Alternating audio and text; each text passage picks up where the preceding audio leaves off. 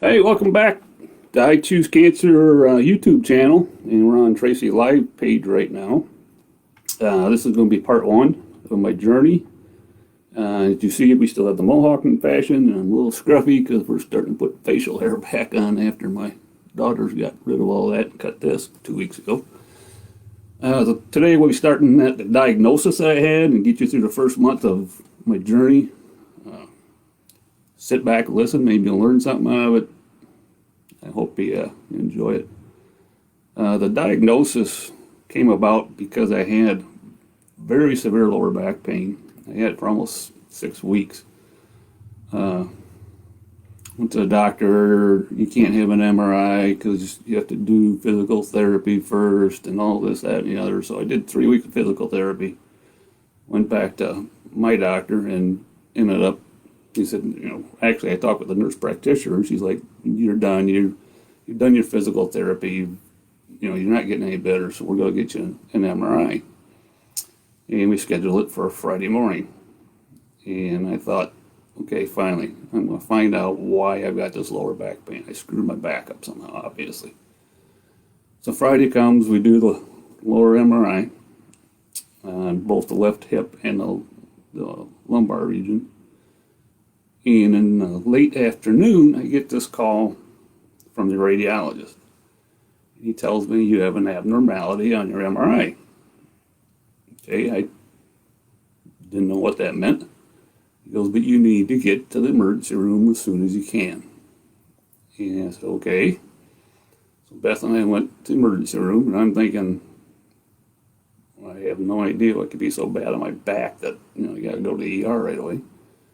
So we get up there, get in the exam room. Nurse comes in, asks a few questions concerning infections. Have you had chills? Have you had fever? In the last week or two. No, all I got is a back pain. And she left, and it felt like an eternity before the doctor come in. He was talking with the radiologist from the hospital and also the neurology radiologist as part of that hospital group. And he finally comes in and tells me you have prostate cancer, which is spread to your bones. The prostate cancer part of it, that first came in, I was like, okay, we can probably deal with that. But then you hear spread and bones. That did not sound good at all. My wife and I were pretty much in shock, I think, at the time. It's like, oh my God, what's this, your life changed immediately as soon as the cancer word, the C word, cancer came out. He explained a few things to me. I had a lesion down in my lower back that was causing the pain I was having, and gave us some orders of who we should go see. First thing, this is Friday night, so first thing Monday.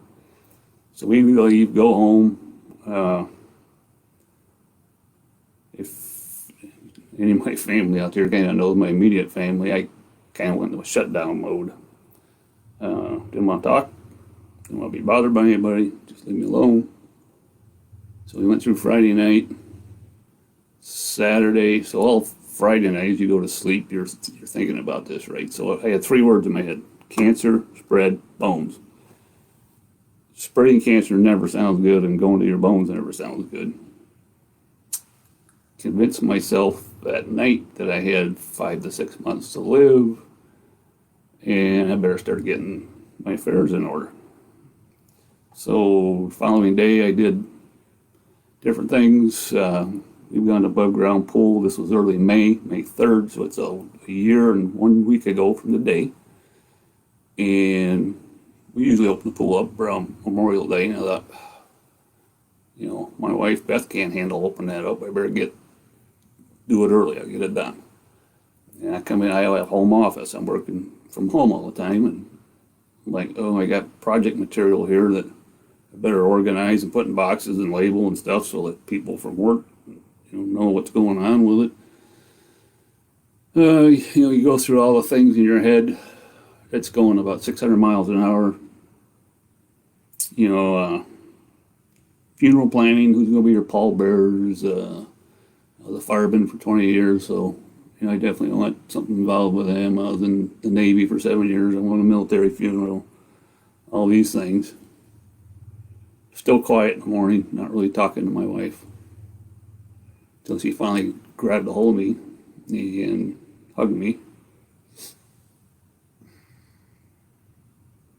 I just told her I wasn't ready to go. So we had a little conversation there and, kind of opened up the conversation, I guess. But still in my head, I was, I'm going to not make it very long. We had a grandchild coming in the fall. My wonders were, will I see that grandchild be born? As crazy as it may sound, I actually asked myself if I should go skydiving. It's kind of like, well, we're going to go. We might as well have some fun on the way. And a million things going through your head, as anybody that's been told they have cancer has. And then, immediately, now I have this whole weekend to think about it before I actually get to talk to, the experts. Sunday night, my sister called me and talked to me some. She had a brother-in-law that had, I think a couple of years ago, well, it would be 3 years ago now, had a similar thing, had back pain, lived with it for a long, long time, and finally got in and got looked at, and he had similar issues. He had prostate cancer that spread to his bones. And he was real high, like I don't think it was an 1800 or something PSA, and 2 years later he was down to a 1. So that gave me a little relief that, okay, we get through this.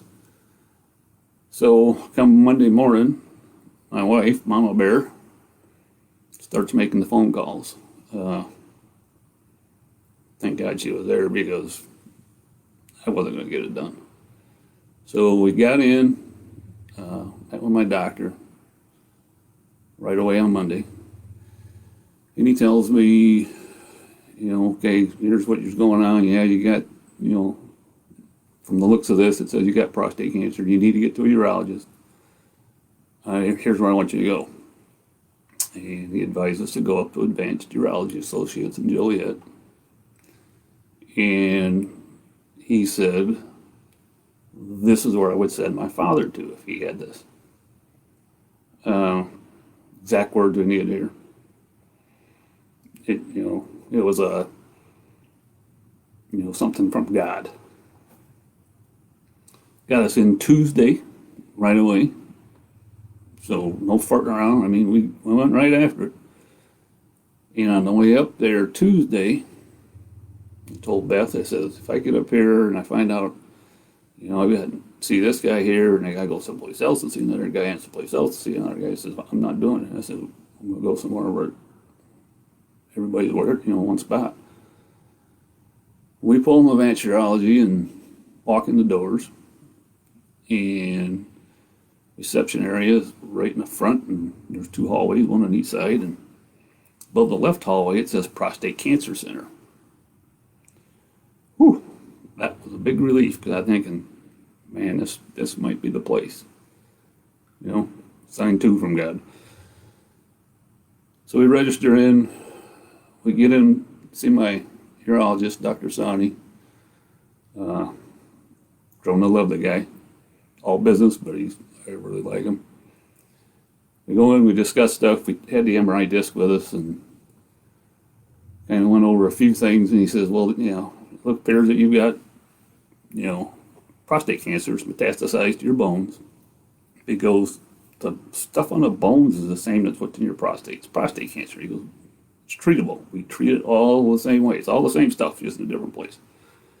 So it's like, okay, this, things are sounding better. we got a chance here. He goes, let me go talk to our oncologist. I want him to see this MRI.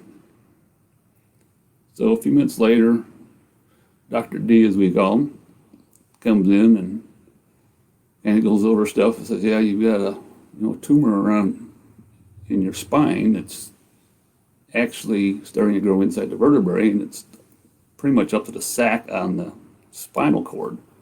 That's what's causing your pain. He goes, if I could, I'd start you on radiation today. But obviously, you got to go through your insurance approvals and such. So it's like, okay, so we've got a fix for the back pain, hopefully. Dr. Sani also did an exam on me, and he's like, yeah, there's 100% you got prostate cancer. But we scheduled a biopsy for Thursday, so you have all that in order. Came back up Thursday, got the biopsy. Not a pleasant thing to do, but had to be done.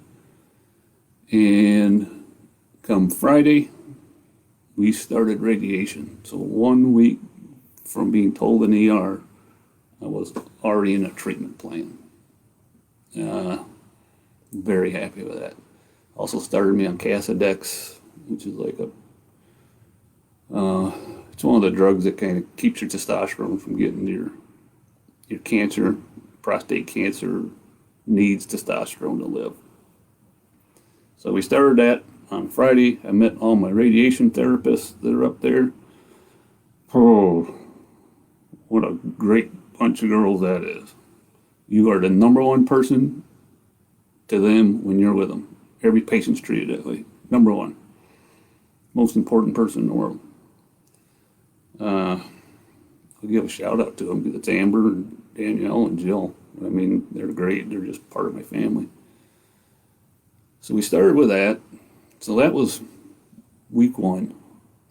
So from that weekend of being, oh my God, get everything in order because I'm dying, and okay, I have hope. Dr. Sani would not give me a prognosis, which is probably good because he says the treatments for prostate cancer are changing so fast. He goes, we don't know where you'll be at. I guess, I don't know, good, bad, or otherwise, it was all right. So we got through week 1. Got to week 2. Had radiation all 5 days that week. Everything went well with that. Late that weekend, I believe it was on Saturday. Well, during the week, I had talked to a friend of mine that works at a plant that I was doing contractor work for at the time. And he had told me some news about a niece of his. Was in Mexico, living in Mexico. Pretty much no family support. Was pregnant. Had one young child that was in the hospital, which I forget what the reason was for. She started having problems, ended up with a premature birth at a different hospital, and the baby died, which is horrific in itself. And in that area of Mexico, I guess he says there's no funeral homes. So the families are responsible for their own dead to take them and have them buried and such. So this poor young girl had to take her dead baby home to her house and keep it there until she could pay to have it buried, which she had no money. So my friend, being the uncle he was to her, forwarded the money to her. That hit me pretty hard. Real hard. To the point that I'm talking with him, tears are running down my face. And I told myself, I said, what's your problem? Why do I feel like, these bad things have happened to me? Where I haven't had nothing happen to me similar to what this poor young girl had done. It happened to her. And it just completely changed my life. So over the weekend, I'm on some pretty good steroids at this point for this radiation, so you don't want anything in the back to swell up. So I'm like, 4 o'clock in the morning, I go down to my office and work or whatever. And I go down to the office, and I'm thinking about all this stuff, this girl, and Had a pretty deep conversation with God and just asked for forgiveness. You know, you might think, well, why are you asking for forgiveness? You got this terrible disease, cancer. Well, I felt like I was selfish. I wasn't looking at the blessings. So, yeah, we had a real deep conversation. A lot of tears that morning. But said, you know, I'm sorry. I just, you know, it's a hard thing going through this. So we kind of got one-on-one, I guess you'd say, and said, here, you know, I need help. I can't do this without you. So that night was, you know, pretty severe. I want to read you a post that I put out to my family after this had happened. I think I put it out directly after that. Excuse me here, but as you can tell, I'm a little emotional. Thank God for Facebook. I never used it really much before this, but it was my outlet to connect to the rest of my family. I don't know what's going on. So time for another update. It's been 2 weeks since discovering cancer. The first few days were especially rough without yet gaining the knowledge of the experts to understand this disease. There were many feelings of being cursed and why me? But as we learned about it and found much hope through our doctors, come to realize that I'm one of the most blessed people of God. Through the strength of Beth, my wife, my family and friends, this has just become another passage of time with our Lord next to us. In these 2 weeks, Walker, one of my grandsons, turned 1. I showed all the girls who do my radiation therapy the ultrasound picture of my next grandchild, and while probably wearing one of my grandpa shirts. I've also seen the turmoil going on in a friend of mine who works at the plant where I've been working this week. He has a niece in Mexico with no family support who just lost a prematurely born baby while having her other child sick in a different hospital. Because of the customs in that area, she was required to take her deceased baby home and take care of everything herself since there are no funeral homes.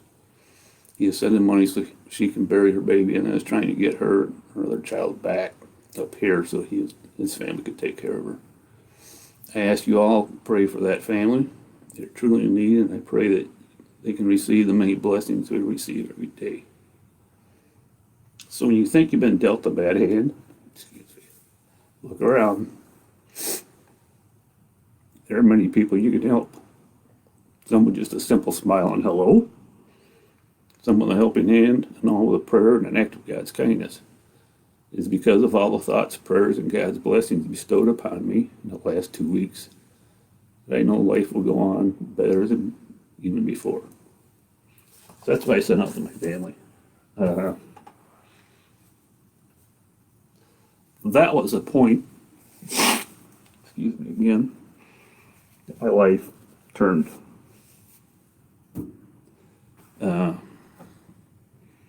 Okay, it's not a curse. You know, God's not punishing me. He's actually been giving me some blessings in them 2 weeks. So that was the beginning of a new life for me. Third week was my last week of radiation. I had to do 4 days of radiation that week. Monday or Tuesday, I got my first Firmagon shot, which goes in the belly. So I get, the first one was 2 shots. It can't give you a boost, and then every month you get another shot in the reverse sides of the belly. Yeah, not the most pleasant thing, but it works. I'm for it.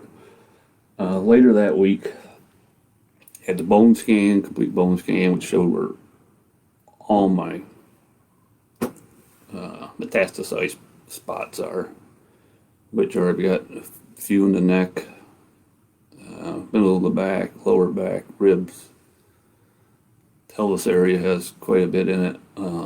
Left femur, the neck and the ball, the femur has it, and down farther in my right femur I've got it. So I got quite a bit of cancer in my bones. Yeah, okay, so it's there. At the time, he kind of knocks you on the loop again. but now we're building with, God's strength to keep us going every day.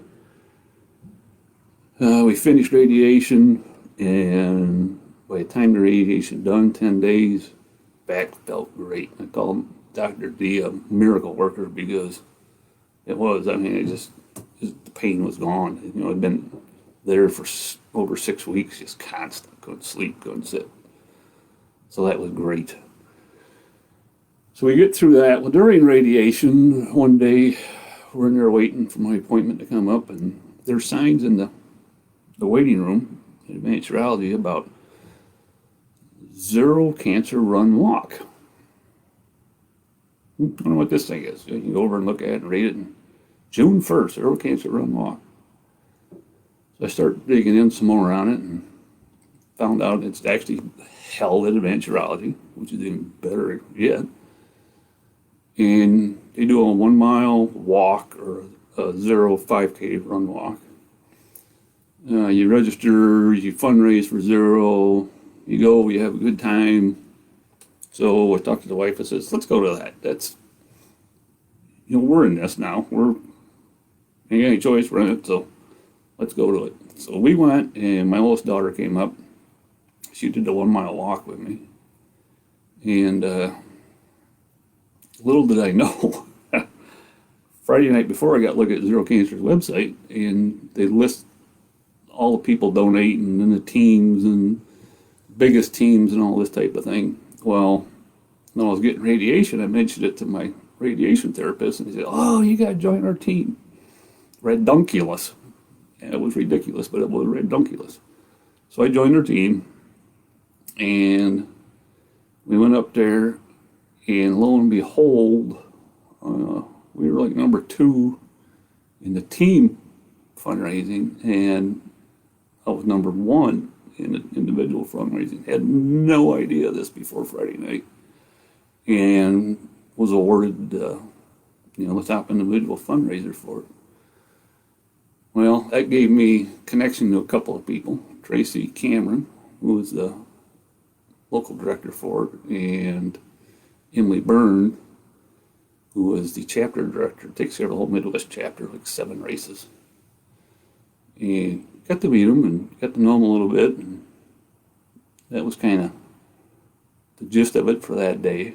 As you listen to the rest of this video series as it comes up, you'll find out that Emily becomes a pretty important partner doing this stuff for me.